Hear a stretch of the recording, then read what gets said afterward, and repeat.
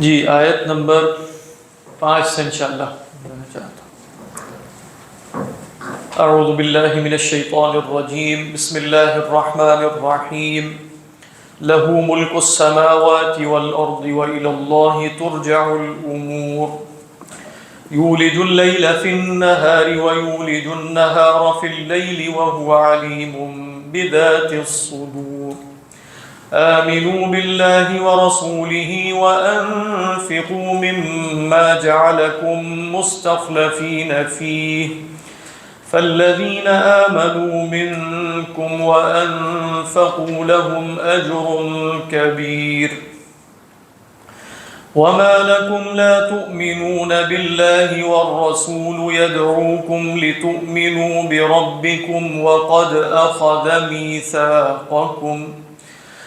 أخذ ميثاقكم إن كنتم مؤمنين هو الذي ينزل على عبده آيات بينات ليخرجكم من الظلمات إلى النور وإن الله بكم لرؤوف رحيم صدق الله العظيم رب اشرح لي صدري ويسر لي امري واحلل عقدة من لساني يفقهوا قولي اللهم الهمنا رشدنا واعذنا من شرور انفسنا اللهم انفعنا بما علمتنا وعلمنا ما ينفعنا وزدنا علما اللهم صل على سيدنا محمد وعلى آل سيدنا محمد وبارك وسلم آمين يا رب العالمين له ملك السماوات والأرض زمین و آسمان کی بادشاہی اسی کے لائق ہے،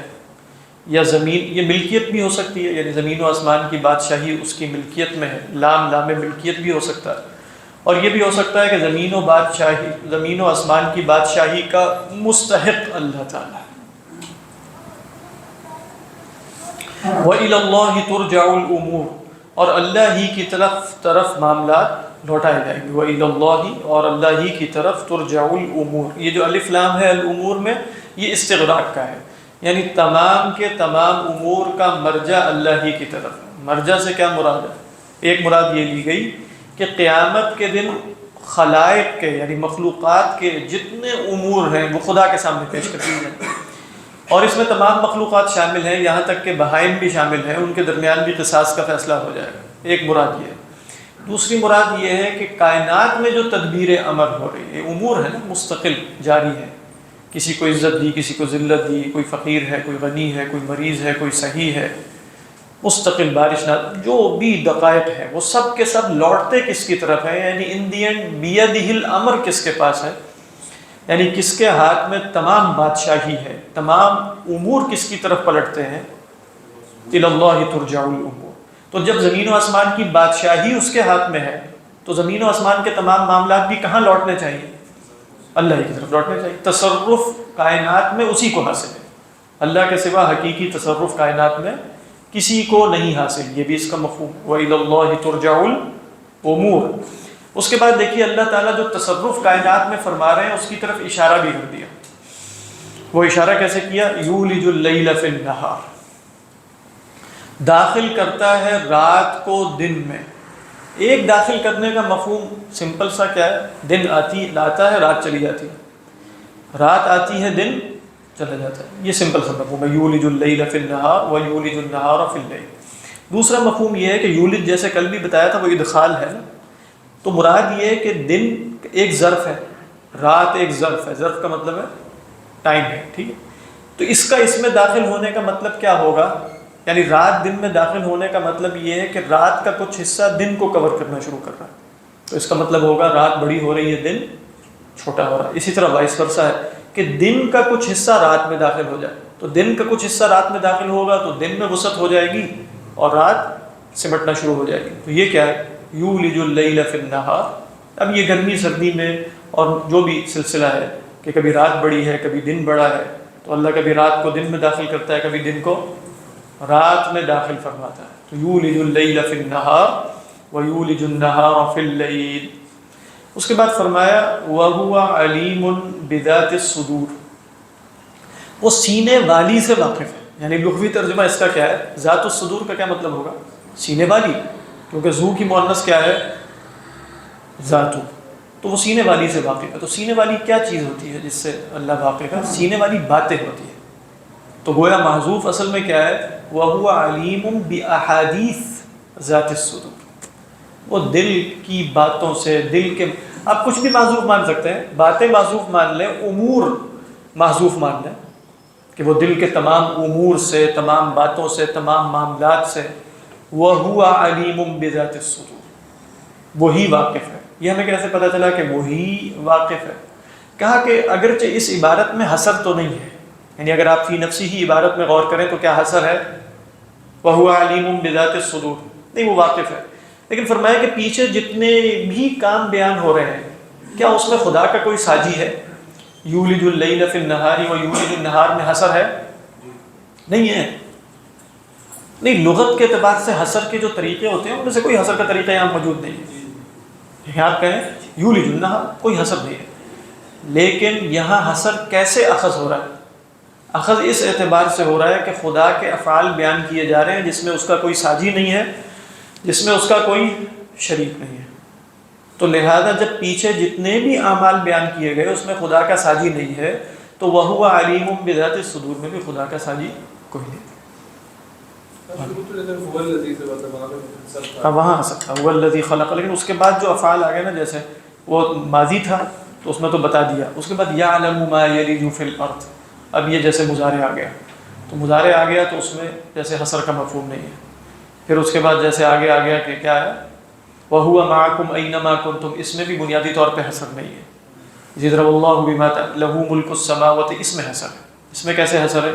اس میں جار اور مجرور کو مقدم، یعنی حصر کا ایک طریقہ کیا ہے کہ ما حقه التاخیر، اگر اس کو مقدم کر دیں تو اس کے نتیجے میں کیا ہوتا ہے؟ حصر ہو جاتا ہے۔ تو لَهُ مُلْكُ السَّمَاوَاتِ وَالْأَرْضِ، زمین و آسمان کی بادشاہی اسی کے لیے، یہ حصر ہے۔ اسی طرح وَإِلَى اللَّهِ تُرْجَعُ الْأُمُورِ، یہ بھی کیا ہے؟ حصر ہے کہ نہیں؟ حصر ہے۔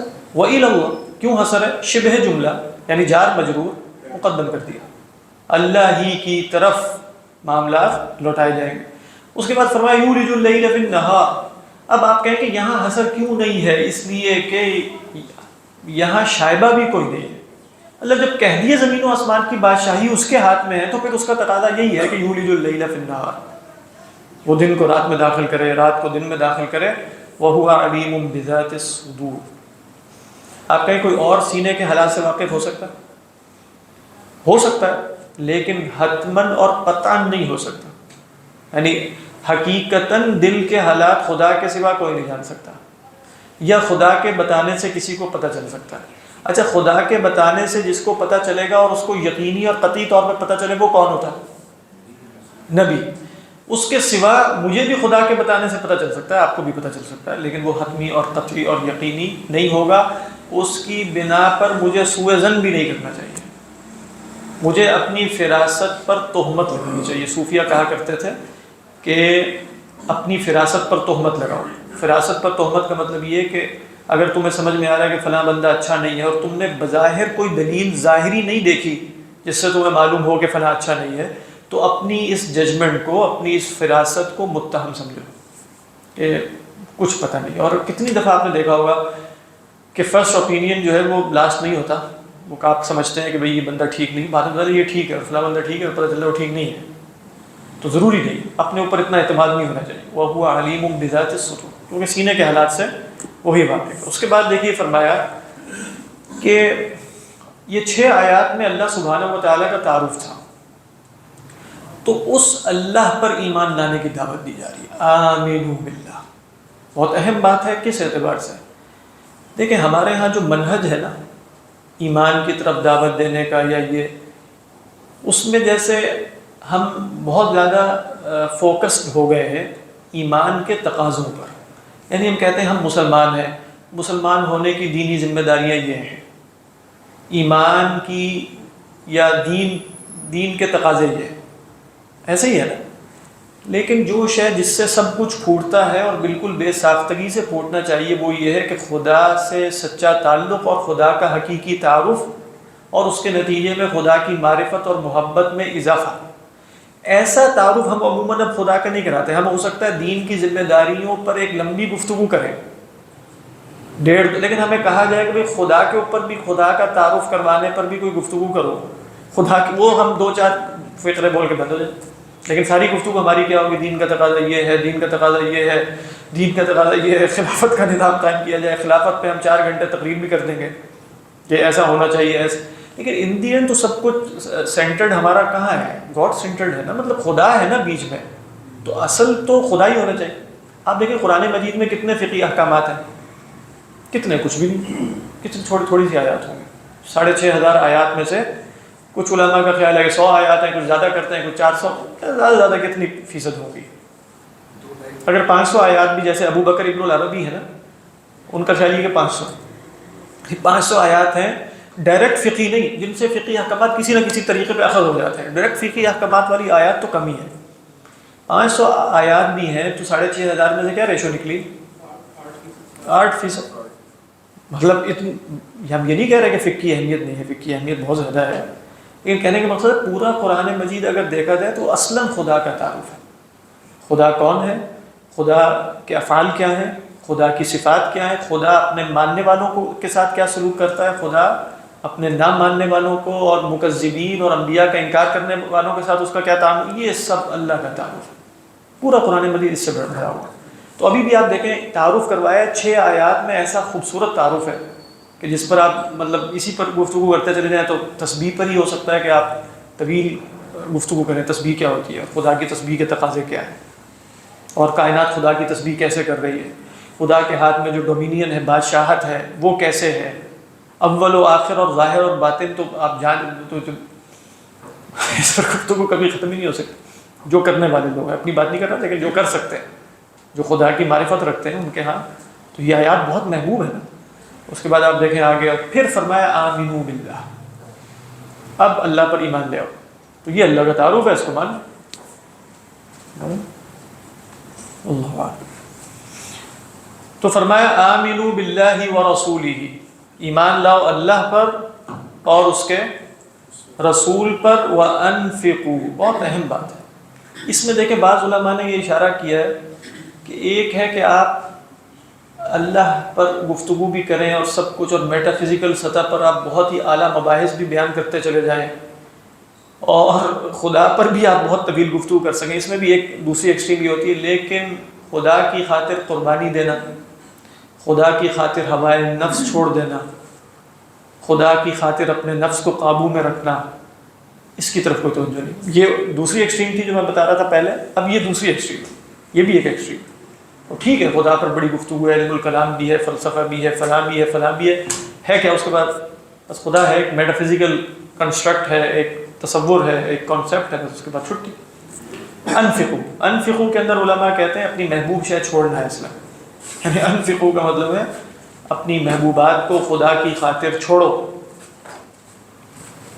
وہ ہم ایک دفعہ جو ہے ڈاکٹر افسار صاحب کے ساتھ، میں تھا، میرے 2 کزن تھے، ہم اس میں جب وہ انٹرمیڈیٹ میں فلسفہ ہم ان سے پڑھتے تھے، ہم نے فلسفہ رکھا ہوا تھا، تو ڈاکٹر افسار صاحب سے ہم فلسفہ پڑھتے تھے. اور منطق پڑھانے کے لیے ہمیں آتے تھے صاحب گورنمنٹ کالج سے، تو وہ منطق پڑھاتے تھے، فلسفہ اور منطق رکھی ہوئی تھی.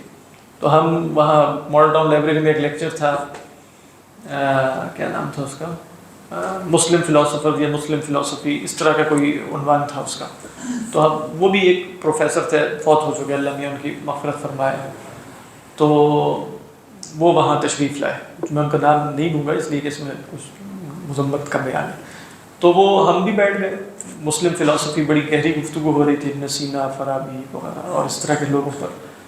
تو پھر ہوا یہ کہ مغرب کا ٹائم آ گیا. وہ گفتگو عصر کے بعد سے شروع ہوئی تھی، وہ مغرب کے ٹائم. اب ہم پریشان تھے کہ بھائی مسلم فلاسفی ہے تو نماز ہمارا کبھی اہتمام تو شاید ہو ہی جائے گا.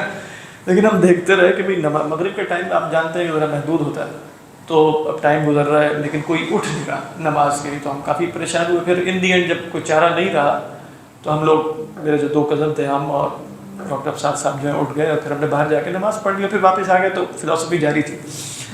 تو کہنے کا مقصد یہ ہے کہ یہ بھی ایک ایکسٹریم ہے. اللہ میاں کا حکم، اب آپ مسلم فلسفی میں تقریریں کیے چلے جا رہے ہیں، اور خدا کا کیا کنسیپٹ ابن سینا کے ہاں ہے، اور خدا کا کیا یہ ہے، اور خدا کا وہ کیا ہے. نماز کا ٹائم ہے تو نماز کی تو چکر ہی کوئی نہیں.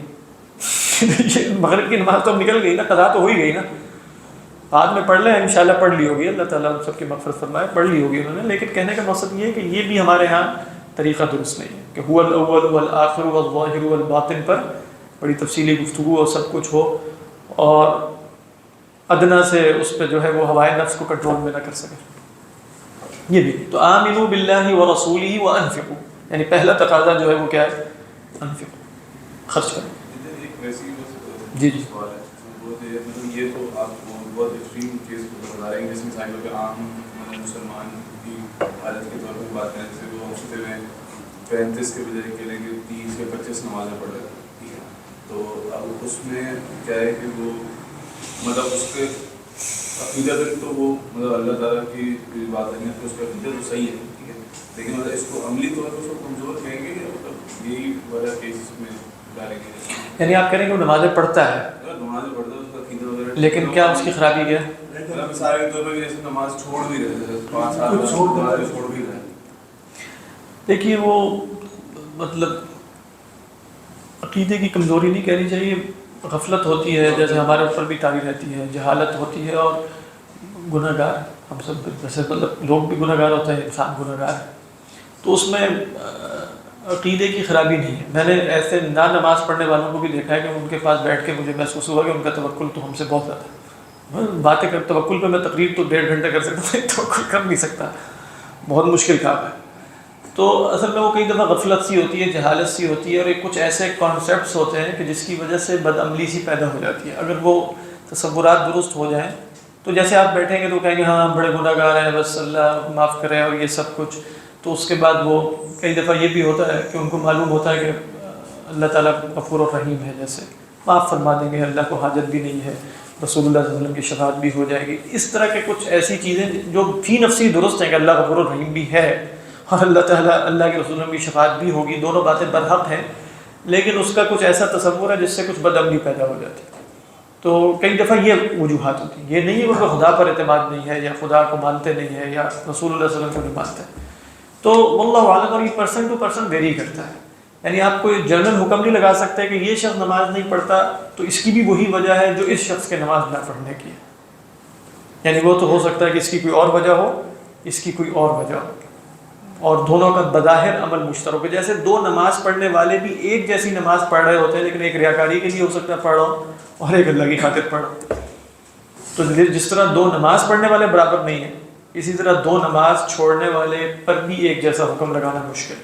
لیکن ایک عام حالت میں جیسا اس کو غفلت یا تنبیہ کرنی چاہیے، عمل کی کمزوری ہے، تنبیہ کرنی چاہیے، تذکیر کرنی چاہیے، بغیر اس کے کہ ججمنٹل ہے. یعنی واللہ اعلم.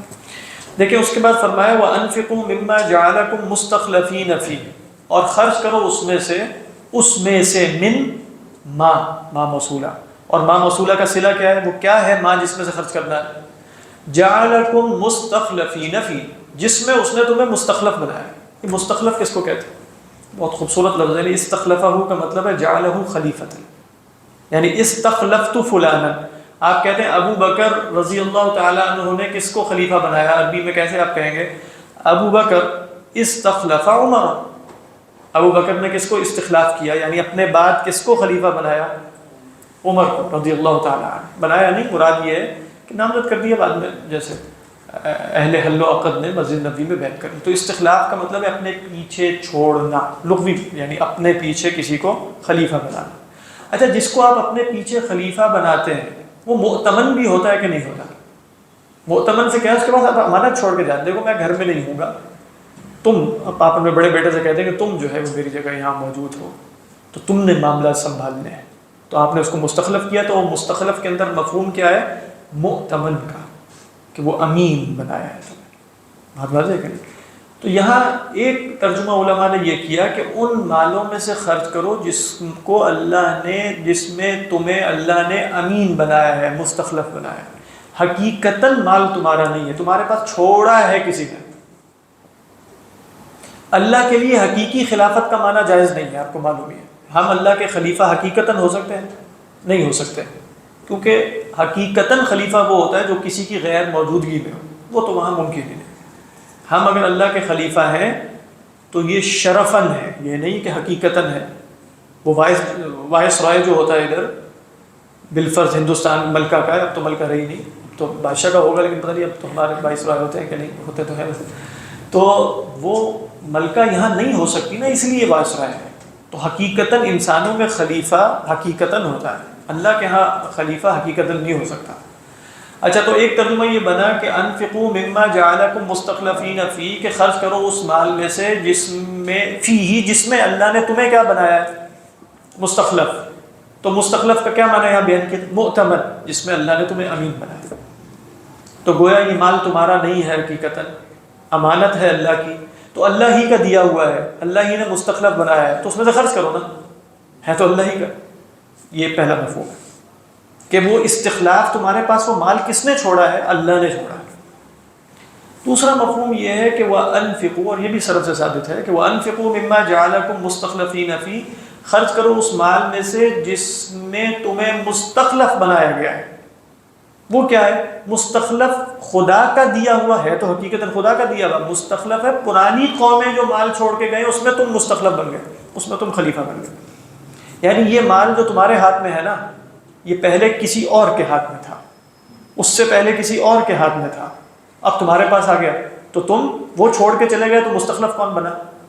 تم بن گئے۔ تم آج مستخلف ہو تو اگر اللہ کی راہ میں خرچ نہیں کرو گے تو یہ مال پھر چھوڑ کے چلے جاؤ گے اور کوئی اور مستخلف بن جائے۔ تو جب تمہیں یہ بات پتہ ہے کہ یہ مال ایک ہاتھ سے دوسرے ہاتھ میں منتقل ہونا ہی ہونا ہے ہر صورت میں، تو خرچ کرنا آسان ہونا چاہیے نا۔ تو یہاں مستخلفین کہہ کر دونوں معنوں میں خرچ کرنے کی راہ میں جو شے رکاوٹ بنتی ہے اس کا علاج کیا گیا۔ پہلے میں علاج کیسے ہوا؟ تمہارا مال ہے ہی نہیں، تو جب تمہارا ہے ہی نہیں اور تمہاری اپنی محنت کا صلہ بھی نہیں ہے تو خرچ کرنے میں مسئلہ کیا ہونا چاہیے؟ وہ تو تمہیں اللہ نے امین بنایا ہے، مال تو اللہ کا ہے، المال مال اللہ، جیسے فرمایا وَآتُوهُم مِّن مَّالِ اللَّهِ الَّذِي آتَاكُمْ، دوسری جگہ فرمایا نا ان کو دو اللہ کا مال جو اللہ نے تمہیں دیا۔ ایک مفہوم یہ ہوا۔ دوسرا مفہوم میں بھی خرچ کرنے میں آسانی کیسے پیدا ہوئی کہ جب یہ مال اگر خرچ نہیں بھی کرو گے تو تمہارے پاس رہے گا، یا تمہارے پاس جس طرح تمہارے پاس مستخلف ہے تو کہیں اور منتقل ہو جائے، تو خرچ نہیں بھی کرو گے تو اپنے پاس تو رہے گا ہی نہیں، تو خرچ کر لینا چاہیے نا۔ وَأَنفِقُوا مِمَّا جَعَلَكُم مُسْتَخْلَفِينَ فِيهِ، تو دونوں مفاہیم میں جیسے صرف ایک لفظ آیا اس میں تصور بھی دے دیا۔ مال کی حقیقت کیا ہے؟ مال حقیقتاً امانت ہے۔ یہ قانونی زبان میں بات نہیں ہو رہی ویسے، یعنی آپ فقہی زبان میں بات کریں گے تو مال تو ملکیت میری ہے، آپ کی ہے، لیکن حقیقتاً تو کسی کی ملکیت نہیں، تو صرف اللہ کا مال ہے، اللہ نے مؤتمن بنایا ہے، بس اللہ نے امین بنایا ہے، تو خرچ کرو اس میں سے۔ اور اللہ نے یہ مال منتقل کیا ہے پچھلی نسلوں سے تمہاری طرف، اور ان دی اینڈ یہ کس کے ہاتھ میں منتقل ہو جائے گا؟ حقیقتاً اللہ ہی کا مال ہے۔ اس لیے ہم دیکھیں اگلی جو آیات ہیں نا اس میں پڑھیں گے وَمَا لَكُمْ أَلَّا تُنْفِقُوا فِي سَبِيلِ اللَّهِ وَلِلَّهِ مِيرَاثُ السَّمَاوَاتِ وَالْأَرْضِ، تو وہاں کہا کہ آخری مستخلف کون ہوگا؟ وہ خدا ہی ہے جس کے ہاتھ میں سب مال پہنچ جانا ہے، تو خرچ کرو پھر وَأَنفِقُوا أَنفِقُوا، یہ ہے مفہوم۔ اللہ اعلم۔ دوسرا جو خلیفہ کا مطلب ہے وہ جیسے اللہ کی نسبت سے جیسے زمین پر جو خلیفہ ہے، یعنی وہ تو نبی ہوتا نا خلیفۃ اللہ فی الارض، پھر جیسے حضرت ابوبکر ہو گیا وہ خلیفۃ الرسول، ہاں ایسے خلیفۃ اصل میں دیکھیں صحیح آپ بتا رہے ہیں، جہاں تک یہ ہے نا کہ انسان زمین میں اللہ کا خلیفہ ہے، یہ کوئی نص نہیں ہے، یہ صرف انٹرپریٹیشن ہے۔ یعنی قرآن میں کہیں یا حدیث میں انسان کو خلیفۃ اللہ نہیں کہا گیا، کہا گیا کہیں خلیفۃ اللہ کی بات کر رہا ہوں، خلیفہ تو کہا گیا ہے خلیفۃ اللہ، یعنی یہ کہا گیا اذ قال ربک للملائکۃ انی جاعل فی الارض خلیفتن، خلیفتن ہے تنکیر کے ساتھ۔ اسی طرح یا داود انا جعلناک خلیفتن فاحکم بین الناس بالحق، تو خلیفہ انسان کو کہا گیا۔ خلیفۃ اللہ انسان کو کہہ سکتے ہیں کہ نہیں کہہ سکتے؟ بہت سے علماء کا خیال ہے کہ نہیں کہہ سکتے، جیسے ابن تیمیہ علیہ رحمہ مثلا وہ فرماتے ہیں کہ خلیفۃ اللہ انسان کو نہیں کہا جائے گا۔ کیوں نہیں کہا جائے گا؟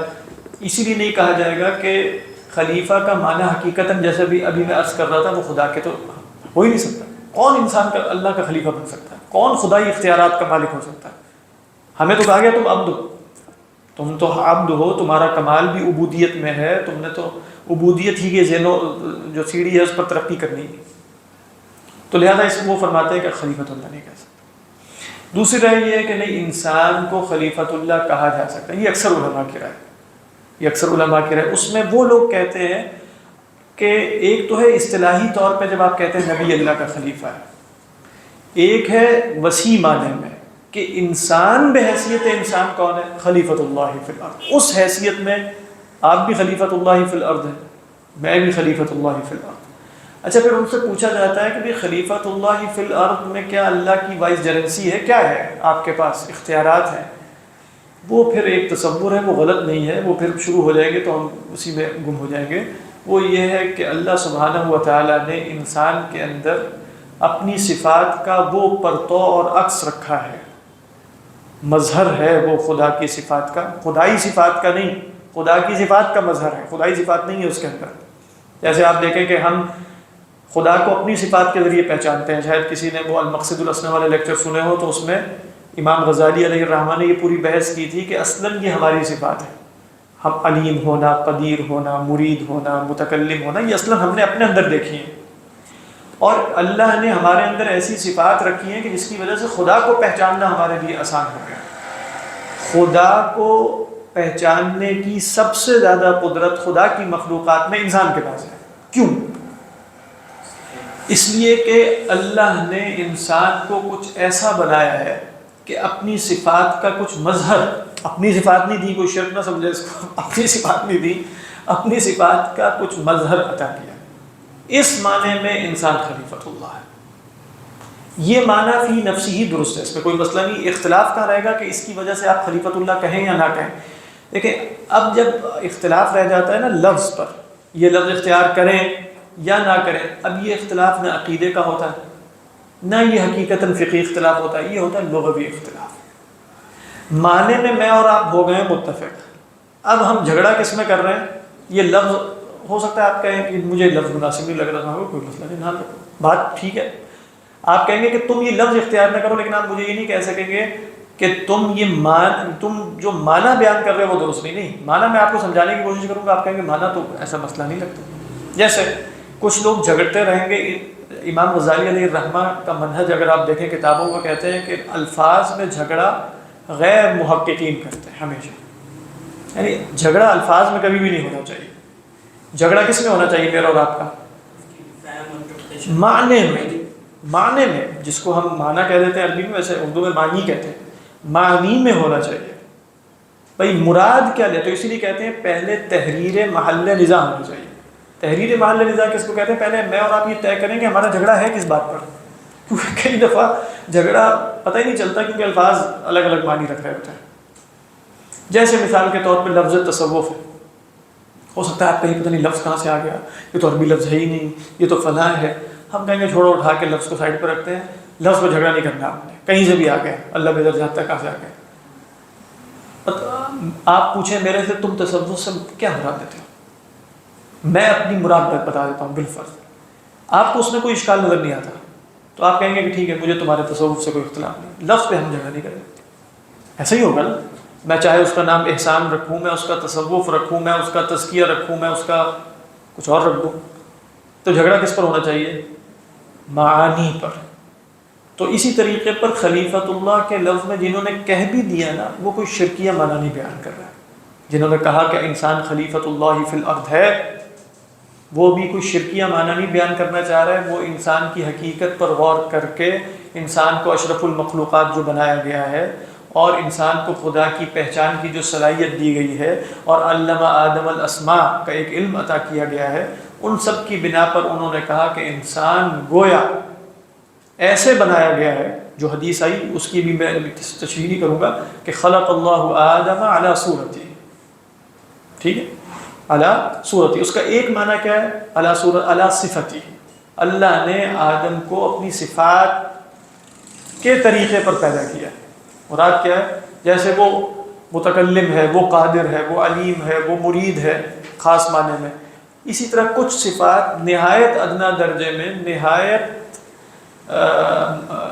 یعنی عبودیت کا جامہ اوڑے ہوئے وہ صفات ہمیں بھی کچھ دے دی گئی ہیں. اسی لیے من عرف نفسہ، کیا ہے اس کے بعد؟ عرف ربہ. جتنی اپنی نفس کی معرفت گہری ہوگی اتنی ہی خدا کی معرفت گہری ہونی چاہیے. ایسے فَأَنْسَاهُمْ أَنفُسَهُمْ وَلَا تَكُونُوا كَالَّذِينَ نَسُوا اللَّهَ فَأَنْسَاهُمْ أَنفُسَهُمْ.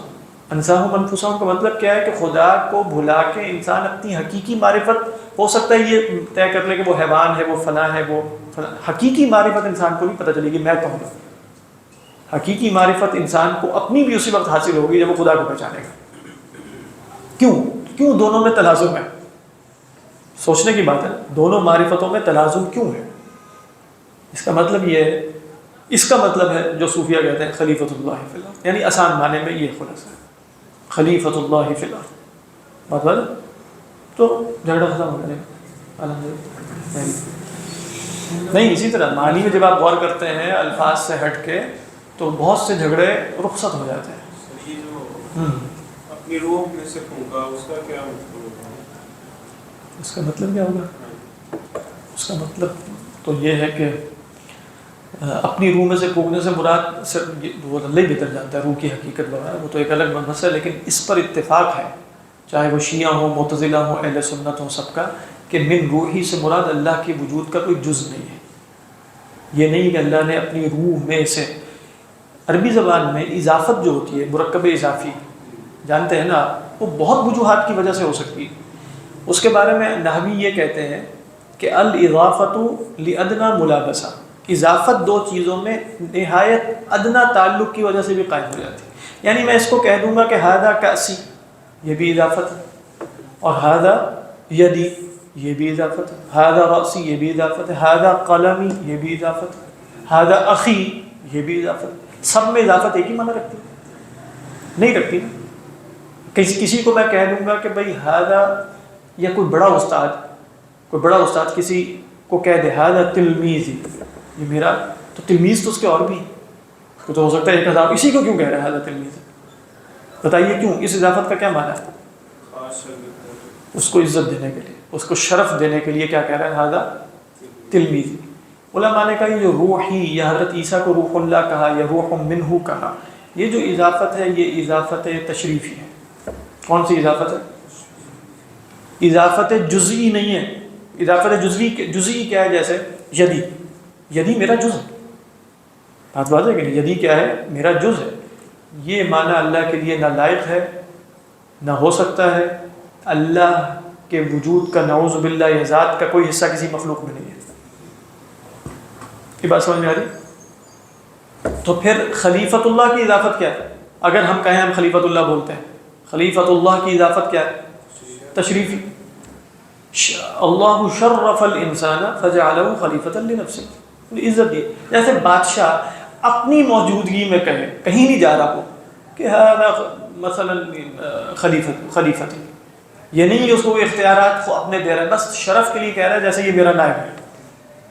جیسے ہمارے ملک میں ایک نائب پرائم منسٹر، ان کا کوئی اختیار نہیں. یعنی اگر آپ ویسے دیکھیں کہ اس کے پاس اختیار کیا ہوتے ہیں تو حقیقتاً تو کوئی اختیار اس کے پاس ہے نہیں، لیکن وہ ڈپٹی پرائم منسٹر کوئی ہو سکتا ہے، شرف ہے. پرائم منسٹر ساتھ لگ جائے تو اور کیسے، چاہے ڈپٹی لگا ہو لیکن پرائم منسٹر تو لگا ہوا ہے. یہ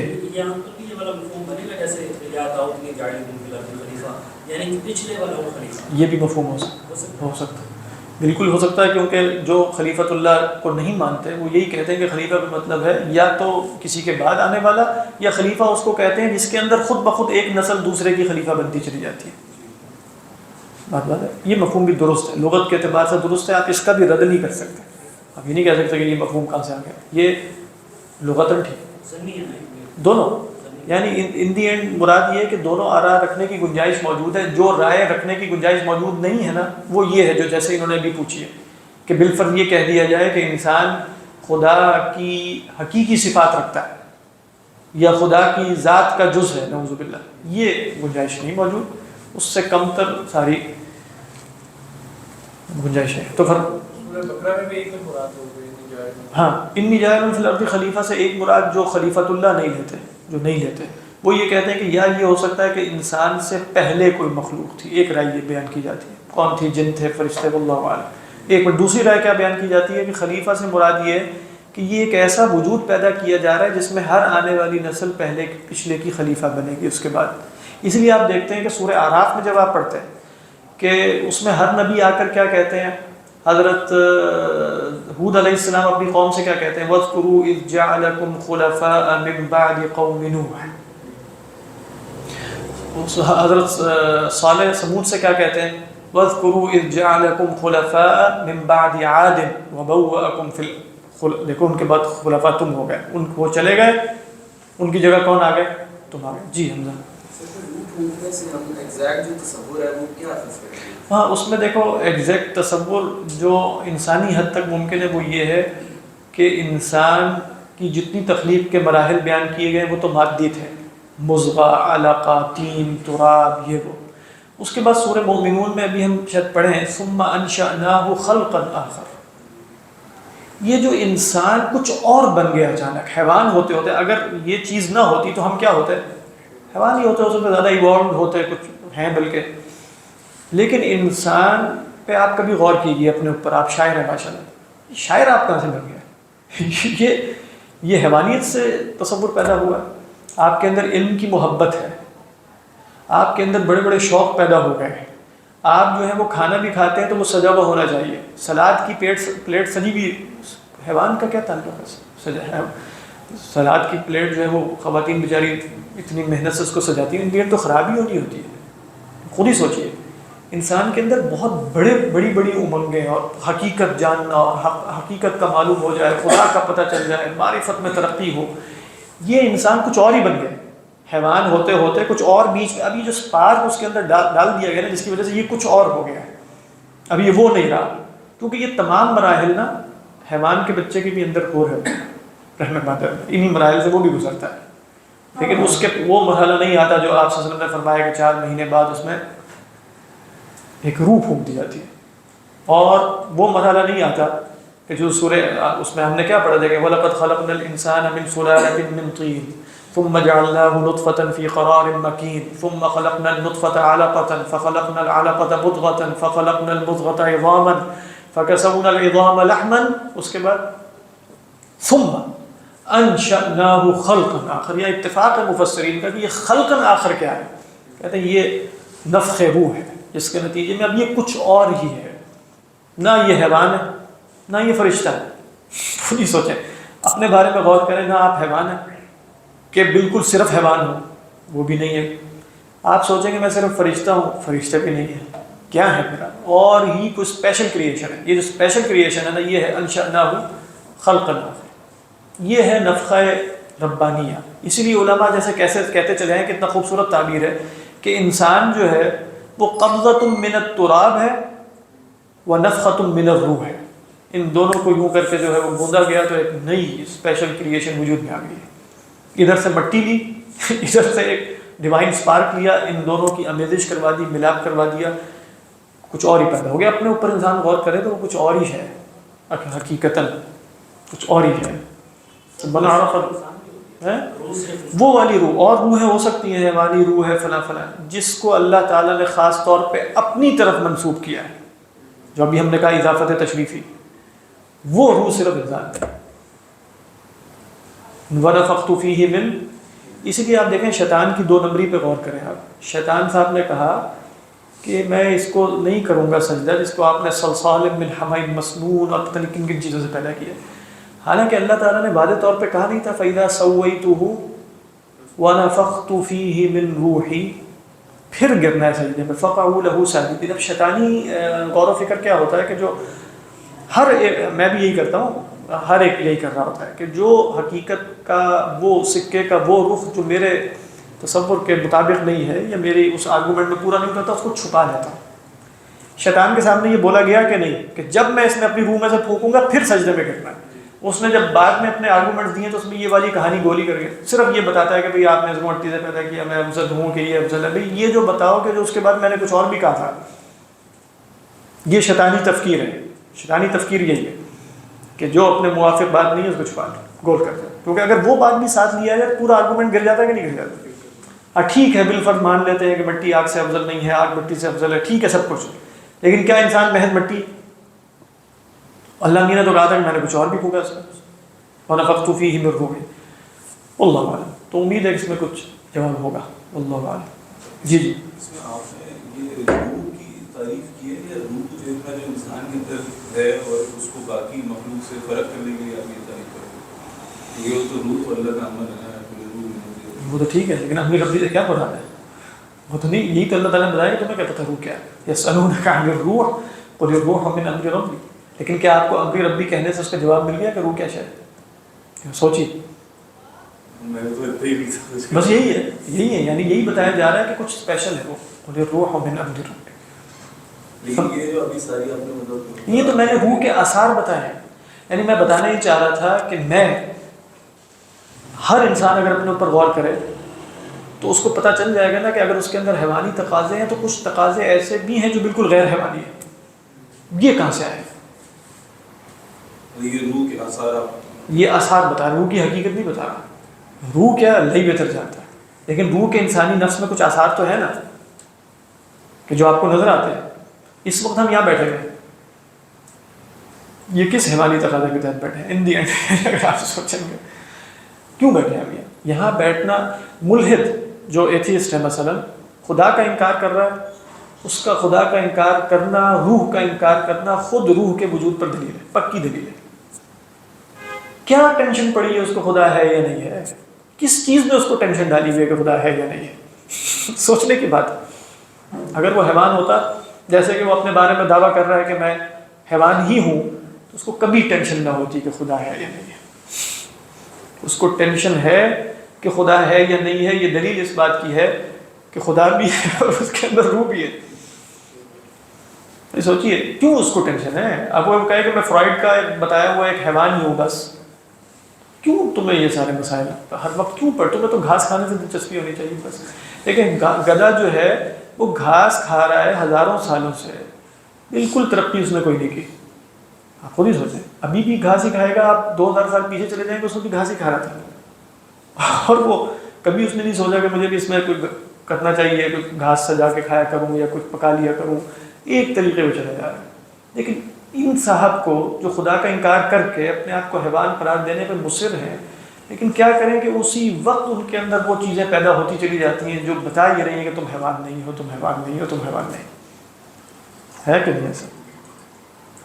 یہ جو آپ نے سارا کام کیا ہوتا ہے, اس کا یہی سمجھوں کہ یہ جو روح جو انسانی ہے وہ باقی مخلوقات میں بھی روح ہے لیکن اس سے فرق ہے. یقیناً فرق ہے. اسی لیے دیکھیں یہ جو نو دائی سیلف والی بات ہے نا, جو پیچھے سے ہمیشہ چلی آ رہی ہے, من عرف نفسہ, یہ بات کیوں حقیقت ہے؟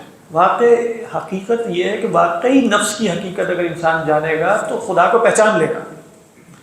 خدا کو نہ پہچاننا اپنے نفس کی حقیقت سے غافل ہونا ہے. اور اپنے نفس کی حقیقت سے غافل ہونے کا مطلب کیا ہوا کہ میں اپنے آپ کو کچھ کمتر ہی سمجھوں گا, حیوان سمجھوں گا, کچھ اور سمجھوں گا, اور پھر باقی ساری چیزوں کو نا الٹے سیدھے طریقوں پر ایکسپلین کروں گا. کیسے آپ دیکھتے ہیں نا, یہ اصل میں ایوولوشن کے مراحل سے گزرتے گزرتے یہ اخلاق پیدا ہو گئے, یہ اس طرح ہوتے ہوتے یہ ہو گیا, اس طرح ہوتے ہوتے یہ ہو گیا. یعنی ہر ایبسرڈ بات ماننے کو تیار رہیں گے, لیکن یہ نہیں مانیں گے کہ یہ انسان کچھ اور ہے. مان لو کچھ اور ہے, بس چھٹی ہو جائے گی. آپ نے ویسے خود کی کتاب لکھی ہے؟ ہاں دیکھیں, اعوذ باللہ من الشیطان الرجیم, آپ نے صحیح یاد کروایا کہ آگے پڑھنا چاہیے. تو فرمایا کہ وَأَنفِقُوا مِمَّا جَعَلَكُمْ مُسْتَخْلَفِينَ فِيهِ فَالَّذِينَ معلوم ہو گیا نا, دو ترجمے, یہ دونوں صنف سے رائے ہیں. یعنی مستخلف ہے پرانی قوموں سے, یا مستخلف سے مراد یہ ہے کہ تمہارے ہاتھ میں بطور امانت ہے اللہ کی طرف سے. مؤتمن, مستخلف کا کیا معنی ہوا؟ مؤتمن. مؤتمن کس کو کہتے ہیں؟ مؤتمن کہتے ہیں امین بنانے والے کو, مؤتمن کہتے ہیں جس کو امین بنایا جائے, امانت دار.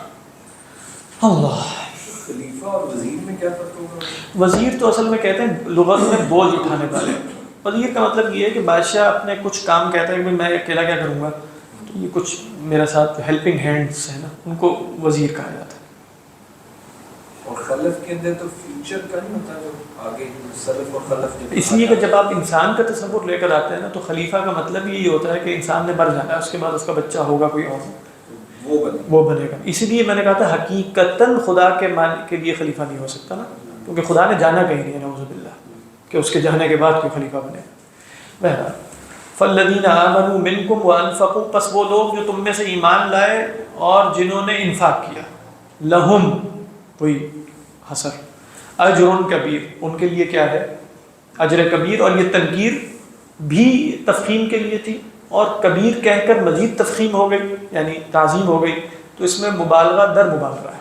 یعنی اجرن، یہ مبتدا مؤخر کیا نا، مبتدا مؤخر کیا تو مبتدا مؤخر کرنے کی وجہ سے وہ نکرہ بھی آ گیا، تو نکرہ لے آئے اس کو یہ بتانے کے لیے نہیں کہ عام ساجر اجرن. اگر آپ تنوین کو صحیح طریقے پر ادا کریں تو آپ کو خود پتہ چل جائے گا اس کے اندر کیا عظمت ہوتی ہے. دیکھیں اجرن، یہ عظمت ہے اس کے اندر. دیکھیں اجرن، دیکھیں اجرن، یہ جو نون کی حرکت ہے نا، یہ ایکسپینڈنگ حرکت ہوتی ہے، مستقل، اس میں پھیلا ہوا ہوتا ہے. کن، پھیلاؤ، اس لیے کن فیکون. ایمفیسس نہیں، ایمفیسس کچھ اور ہوتا ہے، یہ ہے اس کی عظمت کا بیان، اجر کی عظمت کا بیان، اجر کبیر. تفخیم اور تعظیم، ہاں ایک ہی بات. تفخیم ویسے کہتے ہیں، ویسے ہم تفخیم کہتے ہیں کہ ویسے لغت میں کسی شے کا موٹا ہونا ہوتا ہے، تو یعنی کسی شے کی بڑائی کے لیے تفخیم بول دیتے ہیں. عظمت اور یعنی کبر میں یا عظیم اور کبیر میں کیا فرق ہے؟ امام غزالی علیہ الرحمہ جیسے فرماتے ہیں اس میں کہ نہیں فرق، بہت مشکل ہے کہ فرق تلاش کیا جائے. لیکن بہرحال تفخیم کے اندر کبیر ہونے کا مفہوم جا رہا ہے. وَمَا لَكُمْ لَا، اب یہ جو اگلی آیت ہے ذرا بہت خوبصورت ہے. وَمَا لَكُمْ لَا تُؤْمِنُونَ بِاللَّهِ وَالرَّسُولُ يَدْعُوكُمْ لِتُؤْمِنُوا بِرَبِّكُمْ وَقَدْ أَخَذَ مِيثَاقَكُمْ. اور تمہیں کیا ہے، ٹھیک ہے، وَمَا لَكُمْ أَيُّ شَيْءٍ لَكُمْ، کیا ہو ملے گا تمہیں. دیکھیں ما لکم ویسے ہم کہتے ہیں تمہیں کیا ہے، لیکن ما استفہامیہ ہے، تمہیں کیا ہے سے مراد ما ہے ایو شیء، ایو شیء لکم. میں صرف اس کا ابھی لغوی معنی کھول رہا ہوں، وضاحت کرتا ہوں. لا تؤمنون باللہ جو ہے نا وہ حال ہے، پورا جملہ حالیہ. ما لکم ایو شیء لکم لا تؤمنون باللہ، کس کا حال ہے لا تؤمنون باللہ؟ جو ما لکم میں کم کی ضمیر ہے اس کا حال کیا ہے؟ لا تؤمنون. اب ترجمہ یہ بنتا ہے لغت میں، تمہیں کیا ملے گا اس حال میں کہ تم اللہ پر ایمان نہیں رکھتے.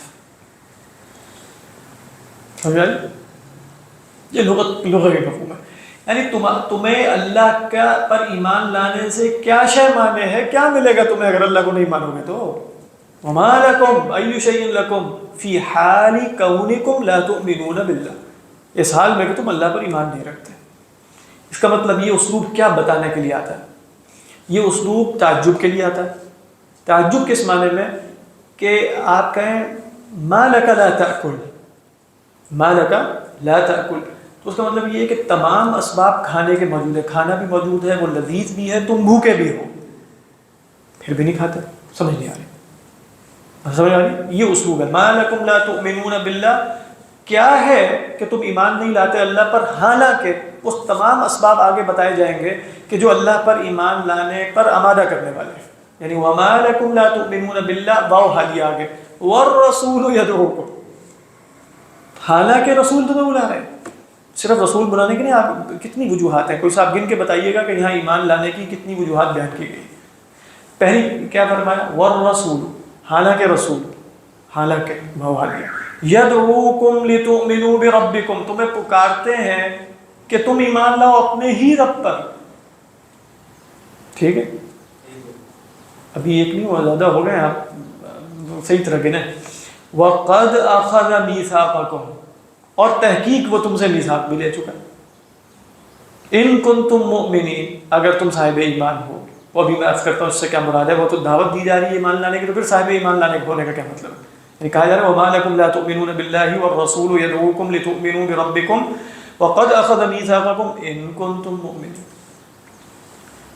اگلی وجہ دیکھیں، هُوَ الَّذِي يُنَزِّلُ عَلَىٰ عَبْدِهِ آيَاتٍ بَيِّنَاتٍ، رسول بھی بلا رہے ہیں، وہ اللہ اپنے رسول پر آیات بینات بھی اتارے چلے جا رہا ہے.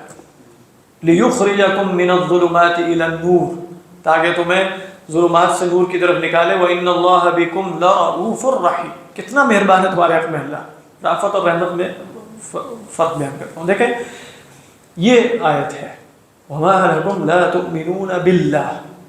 بعض علماء نے کہا پہلی وجہ ہے اللہ کا لفظ، کہ تمہیں کیا ہے، تم اللہ پر ایمان نہیں لاتے. یعنی انسان کے اندر اللہ وہ ہوتا ہے جس کی عبادت کی جائے، الالہ. عبادت کا داعیہ کیا فطری نہیں ہے؟ خود ہی سوچیے، کیا کوئی انسان ایسا ہو سکتا ہے جس کا کوئی معبود نہ ہو؟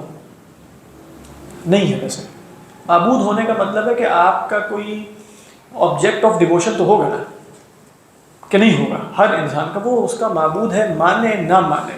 انسان کو عابد ہی پیدا کیا گیا، اس نے عبادت تو کرنی، خدا کی نہیں کرے گا تو کیڑے مکوڑوں کی کرے گا، اپنی کرے گا، جس کی مرضی کرے گا، گیجٹس کی کرے گا، جس کی مرضی کرے گا، عبادت کرے گا. تو ایک مفہوم کہا کہ لفظ اللہ کے اندر ہے. اس کے بعد دیکھیے دوسرا ہے والرسول یدعوکم، یہ دوسری وجہ ہے، حالانکہ رسول تمہیں بلا رہے ہیں. تیسری وجہ کیا ہے؟ وہ دعوت بھی یہ دے رہے ہیں کہ جو تمہارا رب ہے اسی پر ایمان لانا ہے، کوئی غیر پر ایمان لانے کی. پہلے الوہیت کا بیان ہو گیا نا، وما لکم لا تؤمنون باللہ، وہاں لفظ اللہ آ گیا. والرسول یدعوکم، یہ دوسری وجہ ہو گئی. لتؤمنوا بربکم، یہ تیسری وجہ ہو گئی کہ وہ خود تمہارا پالن ہار ہے، پروردگار ہے، اسی پر ایمان لانا ہے، وہی تمہاری ضروریات پوری کرتا ہے، وہی تمہاری بقا کا اہتمام کرتا ہے. اور چوتھی وجہ دیکھیں، وقد اخذ میثاقکم، تم سے عہد بھی لے چکا ہے. پانچویں وجہ کہاں ہے گی؟ هو الذی ينزل على عبده آیات بینات. صرف رسول بلا نہیں رہے، ان کے اوپر بھی آیات نازل ہو رہی ہیں، یعنی قرآن مجید نازل ہو رہا ہے، وہ آیات ہیں فی نفسی. یہ سب وجوہات جمع ہیں. تو اب آپ دیکھ رہے ہیں کہ مالکم کے اندر جو تعجب کا مفہوم ہے وہ کتنا قوی ہو گیا. جو میں بتانا چاہ رہا تھا نا کہ مالکم کے اندر جو مفہوم ہے وہ کیا ہے؟ مالکم لا تؤمنون باللہ، حالانکہ والرسول یدعوکم لتؤمنوا بربکم وقد اخذ میثاقکم ان کنتم مؤمنین هو الذی ينزل على عبده آیات مبینات لیخرجکم. بات واضح ہے؟ اچھا، اب اگلا مبحث یہ کہ وقد اخذ میثاقکم سے کیا مراد ہے؟ تحقیق اللہ نے تم سے عہد لے لیا. دو آراء ہیں، دوسری رائے زیادہ قوی ہے، پہلی رائے پہلے بتاتا ہوں. پہلی رائے یہ ہے کہ یہ عہد الست ہے. کون سا عہد ہے؟ عہد الست. وَإِذْ أَخَذَ رَبُّكَ مِنْ بَنِي آدَمَ مِنْ ظُهُورِهِمْ ذُرِّيَّتَهُمْ وَأَشْهَدَهُمْ عَلَىٰ أَنفُسِهِمْ أَلَسْتُ بِرَبِّكُمْ، کیا میں تمہارا رب نہیں؟ یہ رائے بعض محققین نے، جیسے امام رازی ہیں مثلا، انہوں نے اس کو ضعیف کہا، اور اس کی وجہ یہ بیان کی کہ دیکھو یہ استدلال کا مقام ہے نا. میں استدلال کے مقام میں وہ عہد کیسے لے کر آؤں کہ جو عہد آپ فوراً کہیں گے مجھے کون سا عہد؟ وہ تو دین پر ایمان لانے کے بعد آپ کو پتہ چلے گا نا کہ ایک عہد لیا گیا تھا. تو یہ تو خود ایمانیات میں شامل ہے، بعد میں ہے. تو استدلال میں تو یہ بات نہیں ہوگی نا کہ بھائی تم سے عہد بھی تو لے لیا ہے. وہ کہے ہم نے نہیں لیا، نہیں. تو عہد الست کو استدلال میں کیسے استعمال کریں گے؟ یعنی آپ دعوت دیتے ہوئے ایتھیسٹ سے کہیں تم سے تو عہد الست بھی لیا گیا ہے، آپ کہیں، وہ کہیں گے کہاں لیا گیا؟ مجھے کیا پتہ لیا گیا؟ تم اپنی طرف سے کہہ دے گا. آپ کے پاس کیا دلیل ہے آپ کہیں لیا گیا؟ نہیں، خود ہی بتائیے کیا دلیل؟ کوئی دلیل. لہذا کوئی ایسی بات ہونی چاہیے کہ جو اس کے سامنے بطور استدلال پیش کی جا سکے. وہ وقد اخذ میثاقکم. تو امام رازی علیہ الرحمہ کی رائے یہ بنی ہے کہ دیکھو آیات دو قسم کی ہیں، نشانیاں. ایک وہ ہیں جو اللہ کی طرف سے اتر رہی ہیں، اور ایک اللہ نے جو عقلی اور نقلی اور کائنات میں دلائل قائم کی ہیں اپنے وجود پر. عقلی دلائل بھی موجود ہے نا، اور نقلی بھی ہیں. نقلی کون سے ہیں؟ جو اللہ اتارتا ہے، هو الذی ينزل على عبده آیات بینات، تو اتار رہا ہے. تو جو دوسرے دلائل ہیں، عقلی دلائل، یہ ہے وقد اخذ میثاقکم، یعنی اللہ نے تمہیں جیسے ایک عہد میں پکڑ لیا ہے. وہ عہد یہ ہے کہ اپنی نشانیاں کائنات میں ہر جگہ چھوڑی ہیں. تو یہ آپ استدلال کر سکتے ہیں، چاہے کسی ایتھیسٹ کے سامنے بھی، کسی بھی کہ ہاں میں تمہیں بتاتا ہوں خدا کے وجود پر یہ دلیل ہو سکتی ہے، ہو سکتی ہے، ہو سکتی ہے. لیکن آپ خدا کے وجود پر دلیل قائم کرتے وقت یہ تو نہیں کہہ سکتے کہ وہ عہد الست ہے. وہی نا، وہ کہے گا کہ یہ کیسی دلیل ہے، یہ کیسی دلیل. آپ اس سے کہہ رہے ہیں کہ تم خدا کو نہیں مانتے، خدا کے سامنے تمہاری حاضری ہوئی تھی، تم نے بات چیت کی تھی، لہٰذا خدا کو مانو. وہ کہیں گے مجھے تو یاد نہیں ہوئی تھی یا نہیں ہوئی تھی، مجھے کیا پتہ. بہت زیادہ مشہور ہے عام طور پہ اس کی یہ مفہوم. مشہور تو ہے، میں نہیں کہہ رہا غلط ہے. یہ بھی ہو سکتا ہے، یہ بھی ہو سکتا ہے کہ رسول کہہ رہے ہو کہ میں نے یاد کروا دیا نا، تمہیں یاد آئے یا نہ آئے، لیکن میں نے تمہیں بتا دیا ہے نا کہ لیا گیا تھا. لیکن زیادہ قوی بات دوسری ہے، وہ جو امام رازی نے بتائی. سر ڈاکٹر صاحب اس میں تطبیق یہ بتاتے تھے، آپ کو زیادہ پتہ ہوگا. مجھے نہیں پتا. وہ یہ کہتے تھے کہ یہ اس کی ایک نا اس عہد الست کی ایک وجہ ہے کہ آج بھی ہمارے دل میں ہاں وہ ٹھیک. یاد آتا ہے. دیکھیں یہ سبجیکٹو دلائل ہے نا. آپ ایتھیسٹ سے جا کے کہیں گے دلیل ہونی چاہیے آبجیکٹو. آپ ایتھیسٹ سے جا کے کہیں کہ اچھا دیکھو جو تمہارے دل میں خدا یاد آتا ہے نا تمہیں یہ ہے, وہ کہیں گے مجھے نہیں آتا. آپ باہمی مسلمانوں میں تو بات چیت کر سکتے ہیں اس طرح کی اچھی چیز, دیکھو خدا کا تصور موجود ہے یہ ہے, لیکن وہ جب آپ مقام استدلال میں ہوتے ہیں تو آپ ایسی باتیں کیسے کر سکتے ہیں؟ وہ آپ کو اٹھا کے پھینک دے گا. ہاں تو اس لحاظ سے یہ خطاب, اگر اب آپ کی بات بھی درست عرض کرتا ہوں, یہ خطاب کس سے ہے؟ سلف میں ایک گروہ کی رائے یہ ہے کہ یہ خطاب اہل ایمان ہی سے ہے. پھر تو بات بن جاتی ہے وقت اخذ میثاقکم, کیونکہ بتایا جا چکا ہے. ٹھیک ہے, ایک رائے یہ ہے, اس میں منافقین شامل ہیں. یعنی یقیناً سیدنا ابو بکر سے نہیں کہا جا رہا ہوں, لیکن کچھ ایسے لوگ ہیں جنہوں نے کہا ہے کہ ہم مومن ہیں. تو یا ایھا الذین آمنوا آمنوا, تو وما لکم لا تؤمنون باللہ, اگر مسلمانوں ہی سے خطاب ہے تو پھر بھی بات عہد الست کی بالکل آسانی سے ہو سکتی ہے. لہذا سلف ہی سے عہد الست کا قول بھی مروی ہے. دوسری رائے یہ ہے کہ یہ خطاب اہل کتاب سے ہے. جیسے وہاں کہا گیا یا ایھا الذین آمنوا آمنوا, وہاں بھی ایک رائے کیا ہے, خطاب کس سے ہے؟ اہل کتاب سے. تو اہل کتاب کسی نہ کسی درجے میں تو ایمان رکھتے ہیں, لہذا وہ عہد الست کو بھی مانتے ہیں. لہذا آپ اہل کتاب سے بات کرتے ہوئے کامن چیزوں سے استدلال کر سکتے ہیں کہ نہیں, کیونکہ ان کے ہاں بھی عہد الست کا تصور موجود ہے تو ہمارے ہاں بھی, تو ہم کہہ دیتے ہیں ٹھیک ہے. تیسری رائے یہ کہ جیسے کچھ علماء نے کہا کہ ابتدائی آیات جو ہیں وہ مکی ہیں, تو اب خطاب کس سے ہو جائے گا؟ جیسے ہم نے شروع میں دیکھا تھا کہ یہ سورت میں بڑا سخت اختلاف ہے, ابتدائی کچھ آیات مکی ہیں, پھر مدنی ہیں, پھر مکی ہیں. اگر آیات مکی ہیں تو پھر خطاب کس سے ہوگا؟ پھر مشرکین سے ہو جائے گا. تو پھر اگر مشرکین سے خطاب ہوگا تو پھر عہد الست سے استدلال نہیں ہوگا, بلکہ کس سے استدلال ہوگا؟ جو دلائل ہے. سر وہ قرآن میں آیت آتی کہ کیا تم نے نہیں دیکھا کہ زمین اور آسمان جڑے تھے آپس میں, تو اللہ تعالیٰ نے ان کو جدا جدا کر دیا. تو اس میں بھی ایک سوال آ رہا تھا, کسی دیکھا تھا کوئی ایتھیسٹ وہ کر رہا تھا کہ ہم نے تو نہیں دیکھا, تو یہ قرآن میں یہ چیز کیوں ہے؟ اس سے کہو کہ اس سے کون کہے, یعنی جو بھی اس سے کہے, خلاصہ یہ ہے کہ اولم یری الذین کفروا میں ہم کئی دفعہ عرض کر چکے ہیں کہ یرا جو ہے وہ کئی دفعہ رویت علمی بصری کے لیے بھی آتا ہے, کئی دفعہ محض غور و فکر کے لیے آتا ہے. نہیں ایسے ہی ہے نا, جیسے اللہ کے رسول صلی اللہ علیہ وسلم نے کہا ارایت الذی یکذب بالدین, تو اب یہاں یہ کہا جا رہا ہے کہ ارایت الذی یکذب بالدین, جا کے ذرا دیکھیے اس شخص کو, مراد ہے اس شخص کی حالت پر غور کیجیے. تو اللہ تعالیٰ جیسے کائنات میں غور و فکر کی مستقل دعوت دیتے ہیں, وہاں بھی غور و فکر کی دعوت دے رہے ہیں, دیکھنے کی ضرورت نہیں. دیکھیے ضرورت میں آ رہی تو ضروری نہیں. جی جی جی ایمان بالغیب سے, یہ کسی کو یاد آ جائے تو بڑی اچھی بات ہے, اس کے لیے ایمان بالحضور ہو جائے گا, لیکن یہ ہے ایمان بالغیب. کچھ حضرت علی سے ہم نے روایت سنی, میں نے کوئی اس کی صحیح سند دیکھی نہیں ہے, واللہ اعلم. حضرت سیدنا علی سے بھی روایت ہو جاتی ہے, لیکن ابو بکر سے بھی اللہ بہتر جانتا ہے انہوں نے کہا کہ نہیں کہا, کہ بھائی مجھے یاد ہے, پتہ نہیں. ایک رائے یہ ہوگی, دوسری بات فرمائیں. کون سی دوسری؟ کسی عہد الست کے بارے میں. نہیں, میں نے تو یہ کہا تھا کہ اگر یہ خطاب مشرکین سے ہے تو پھر عہد الست مراد نہیں ہے, بلکہ وہ ہے یہی دو شامل. نہیں, میں نے تین بتائی. میں نے کہا یا خطاب منافقین سے یعنی اہل ایمان سے بھی ہے, یا خطاب اہل کتاب سے ہے, یا خطاب جو ہے وہ عموماً ہے, مشرکین بھی شامل ہیں, سب شامل.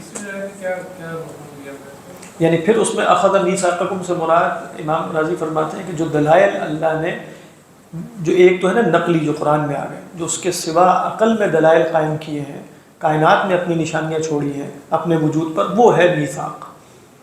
اس میں یہ کہ جو اللہ تعالیٰ نے انبیاء کے پیغام بھیجا ہے وہ تو یا الناس کے لیے ہے, اس میں مخصوص کفار اس کو وہ تو کہنا نہیں پانے تو کسی جگہ رہتے ہوئے یہ کافر ہے. جی ہاں, لیکن آپ دیکھیں گے قرآن کی کچھ آیات ایسی ہیں نا جس میں خطاب صرف اہل ایمان سے ہوتا ہے. یعنی مدنی صورتوں میں آپ خطاب پڑھتے ہیں یا ایھا الذین آمنوا کونوا قوامین للہ شہداء بالقسط یا ایھا الذین آمنوا توبوا الی اللہ توبۃ نصوحا یا ایھا الذین. اب وہ جہاں یا ایھا الذین آمنوا تو قرآن دو قسم کے خطاب کر رہا ہے. ایک ہے اس کا خطاب تمام لوگوں سے, ایک اس کا خطاب خاص ان لوگوں سے بھی ہوتا ہے جو اس عمومی دعوت کے نتیجے میں ایمان لا چکے ہوتے ہیں. تو اب قرآن ان سے الگ سے بھی اسپیشل خطاب کرتا ہے، بنیادی دعوت سب کے لیے. بنیادی دعوت سے یہ لوگ اس پر ہاں، بنیادی دعوت کے بعد ان لوگوں نے قبول کر لیا تو اب اللہ میاں ان سے کہیں گے بھئی دیکھو یہ کام کرو، یہ کام کرو. کفار کو ابھی نہیں کہا جائے گا کہ تم روزے کیوں نہیں رکھتے، کفار سے کہا جائے گا ایمان لاؤ، لیکن اہل ایمان سے کیا کہا جائے گا؟ یا ایھا الذین آمنوا کتب علیکم الصیام کما کتب علی الذین من قبلکم. تو وہ خطاب بدل جائے گا.